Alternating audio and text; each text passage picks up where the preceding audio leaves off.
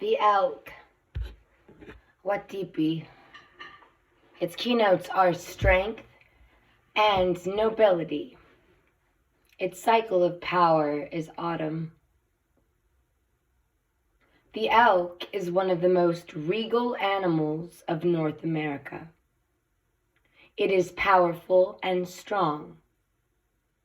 At one time, it was found all across North America. But by the late 1800s, it was wiped out in the eastern United States. Today, it is protected. And the western mountains provide range and refuge for them. The Shawnee Indians named the animal Wapiti, which is probably a more appropriate name, which white settlers gave. Of course, it always is them who switch things around, like Navajo aren't actually Navajo, they are Dene.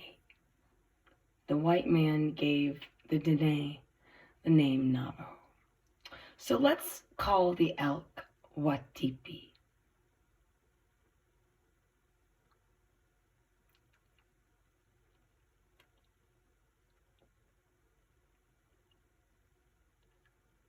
The elk is an animal of great strength, power, and stamina.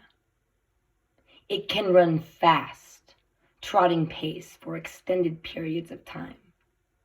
One of its primary defenses is to outrun its predators. Elk can sustain a strong pace for great lengths of time. If an elk has come into your life, it can mean that you are about to hit your stride. Elk may also have shown up to teach you how to pace yourself more effectively. Have you been overdoing things? Have others around you been overdoing things? Have you given up or thought about giving up too soon? Are you not pursuing things enough? Are you trying for the quick and easy when the long and steady will be most effective for you right now? An elk takes 4 to 5 years to reach maturity.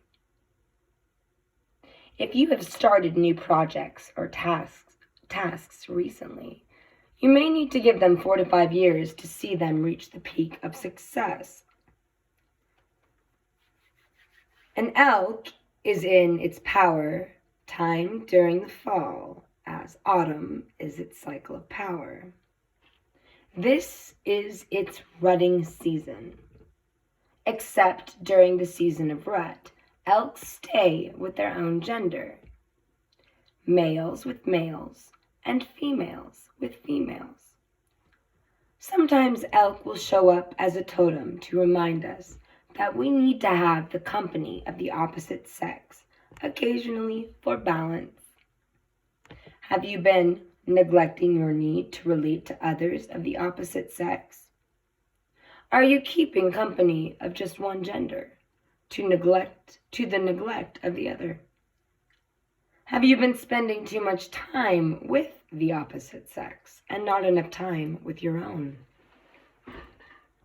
The neck of the male swells during rutting season, and its bugle call sounds throughout the area. It is a way of declaring territory and affirming the relationship with the cows of the species. The neck is a bridge area, a point of crossing over. We all need the company of the opposite gender. It does not have to be a sexual relationship, but simply spending time with them helps in balancing and bridging our own energies to higher levels. Few elk are ever loners or solitary. They congregate and live in herds, staying mostly with their own gender. Again, I repeat it. If elk has shown up, it may reflect a need for companionship or group support in some fashion. All hands on deck. Herds of elk usually have watch-outs. These elk will sound alarms through long whistles called bugling, and through raising and revealing a large rump patch. There is always a group interaction occurring. Sometimes elk will show up to teach us how to live cooperatively in herds or groups. Are you trying to do everything by yourself? Are others? Do you feel as if you have the strength and energy to handle all tasks alone? Elk even make use of babysitters. Oh, I so love it. One or two will take charge of the young, while the others wander for food. If threatened, they will defend the young with sharp hoofs. Check out that YouTube if nobody has seen this YouTube video. It's not an elk, but it's a deer kicking the shit out of a hunter. I mean, it was not funny because the guy probably definitely had broken ribs. But if that would give you a good visual at this, what elks are capable of doing with their hooves. It is the young that are the most vulnerable, and elk and moose are both extremely protective. Parents with elk totems can be very protective and fierce in defense of any possible threat, imagined or real. The most common predators are the mountain lion or puma and grizzly. Shit. We're going to have a lot more elk. Although coyotes will often group and hunt, so we've got some hope. So long as we keep coyotes and reestablish the grizzlies and save the mountain lions, humanity may need to go.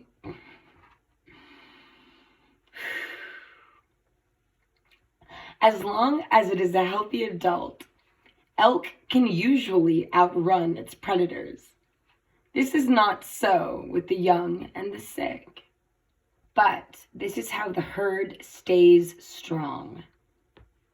A study of the elk's predators will provide further insight into the kind of energies likely to be manifesting within your life. So predators are mountain lion, puma, same thing, grizzly, and coyotes. And wolves should be in there too, but it's not listed, so I'm going to list it. Elk eat mostly grasses and vegetation. They do not migrate much. Their fur is thick and heavy, and they can withstand the severe cold. If the weather is extremely bad, with very heavy snows, they may spend the winter in the foothills where vegetation is more accessible. Anyone working with elk medicine would do well to hold a predominantly vegetarian diet. Suggestion. The energy levels will be stronger, the stress levels will be lessened, and the stamina will increase. If you find yourself becoming sluggish, call upon elk medicine. Adjust your diet, and in just 2 to 3 days, you will notice a considerable difference in your overall energy levels. And that was Wapiti. Oh.